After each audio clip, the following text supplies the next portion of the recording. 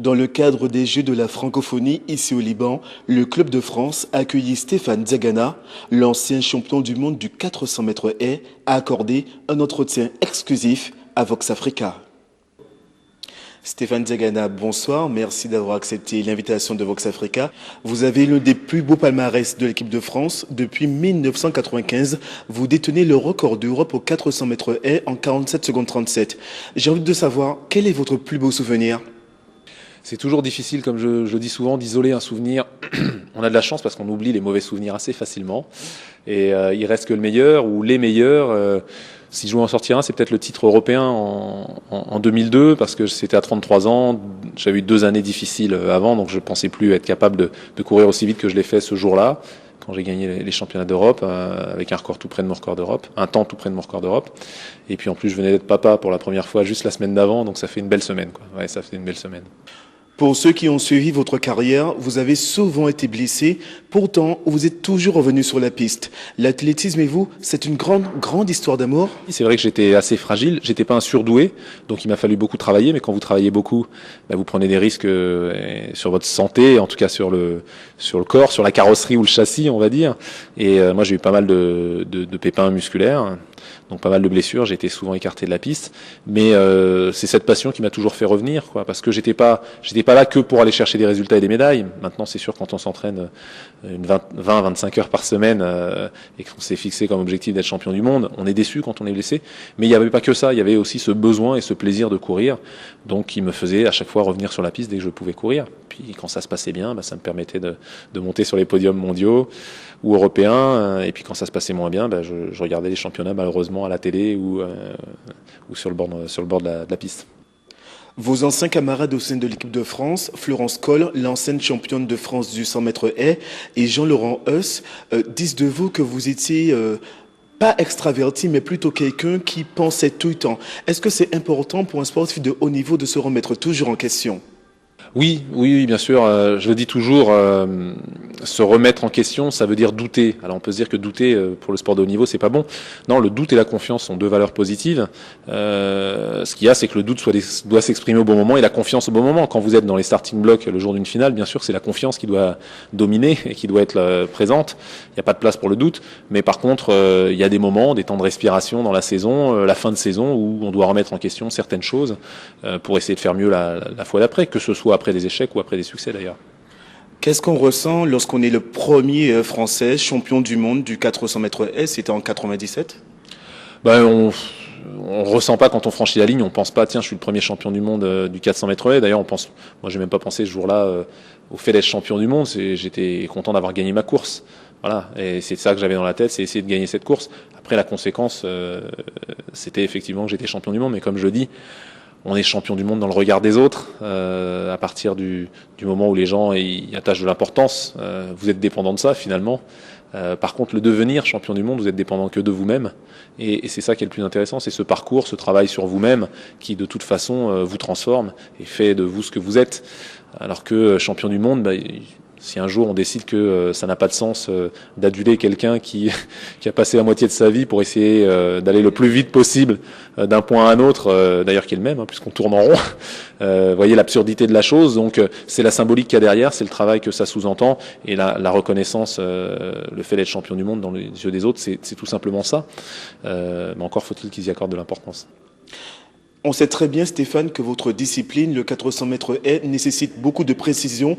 Pour une haie, on peut perdre le titre. Et c'est ce qui vous est arrivé le 27 août 1999 lors des Mondiaux de Séville.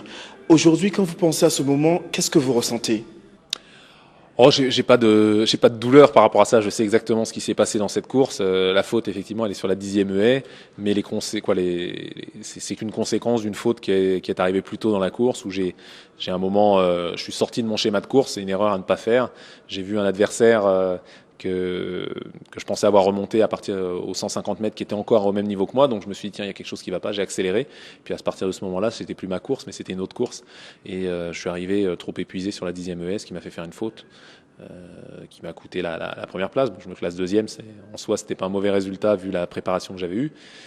Mais voilà, non, c'est le sport, quoi, c'est tout. On fait des fautes, parfois on les fait pas, mais bon, on sait très bien qu'il y a des jours où on gagne, des jours où on perd, et des jours où tout se passe bien, et des jours où on fait des erreurs. Vous avez terminé votre carrière à l'âge de 35 ans sans avoir remporté une médaille olympique. Il n'y a pas un sentiment d'inachevé? Non, j'ai pas vraiment de sentiment d'inachevé. Je crois que c'est le hasard des choses qui a fait que ces années-là. Alors il n'y a pas que le hasard. Peut-être que j'ai surinvesti, peut-être que j'ai voulu trop bien faire ces années-là et que j'en ai trop fait. Mais enfin, c'est 3 fois 3 années différentes, que ce soit en 96, 2000, 2004. 96, c'est une fracture de fatigue, comme j'en avais déjà eu en 89. Bon, ben, elle a tombé en 96, pas en 95. J'aurais pu ne jamais être champion du monde et être champion olympique. Bon, c'est l'inverse qui s'est produit. Et les Jeux olympiques reviennent que tous les 4 ans, les championnats du monde tous les 2 ans. C'est comme ça, non, j'ai pas de regrets parce que j'ai l'impression d'avoir à chaque fois tenté jusqu'au bout, fait le maximum, et puis ça n'a pas souri, et je me console en me disant que je suis à peu près comme 6 milliards de personnes sur la Terre, je ne suis pas champion olympique, voilà. Et j'ai envie de savoir justement, quel regard portez-vous sur le Sénégal, sur l'Afrique en général? C'est un regard, on se dit qu'il doit s'y passer des choses, il peut s'y passer des choses, c'est un regard en même temps, je vois un potentiel, une énergie formidable, une envie formidable, et trop souvent malheureusement je vois des dirigeants qui ne sont pas à la hauteur, mais parfois on dit qu'on a aussi des dirigeants que l'on mérite. C'est une formule qui est vraie parfois, qui est sans doute fausse à d'autres moments, mais voilà, plein de belles choses aussi, des signes d'espoir, et en même temps et parfois aussi du gâchis. Donc c'est un peu un regard partagé. En tout cas, je sens beaucoup de talent, beaucoup de capacités, mais peut-être un déclic encore qui manque de confiance pour pouvoir se lancer et de se dire yes we can, comme se le dit Obama. Voilà, je pense qu'il faut que les Africains prennent en main, mais je parle du peuple, je parle pas des dirigeants, prennent en main vraiment leur destin, quoi, hein. Je rêve de ça. Moi, je suis soit de loin, et voilà, mais je rêve de ça, ouais. Stéphane, pour ceux qui vous connaissent, il est facile de vous séduire avec quelque chose que vous aimez bien, c'est la cuisine africaine. Ah, oui. Ouais, ça marche pas mal, ouais, c'est vrai, ouais, j'aime beaucoup, et c'est vrai que quand je vais au Sénégal voir mon père, je commande souvent à la maison des tiepoudiennes parce que j'adore ça. Tiepoudienne, je le prépare pas, mais le poulet yassa, c'est la spécialité sénégalaise. C'est vraiment le riz au poisson. Il y a pas que ça, hein, mais c'est vraiment l'un des plats national du Sénégal. Et sinon, il y a le poulet yassa, c'est le poulet avec du citron, des oignons marinés dans le citron, et ça, c'est aussi excellent. Voilà. Mais j'aime la cuisine du monde entier, et j'aime particulièrement celle de l'Afrique bien relevée. Merci Stéphane pour votre disponibilité. Les Jeux de la francophonie se poursuivent tout au long de ce week-end. Les épreuves d'athlétisme, restez fidèles à Vox Africa. Et comme on dit ici au Liban, Tarakabuna, Fiyayam, Aekadima. Nicolas Negos, Joao da Silva pour Vox Africa.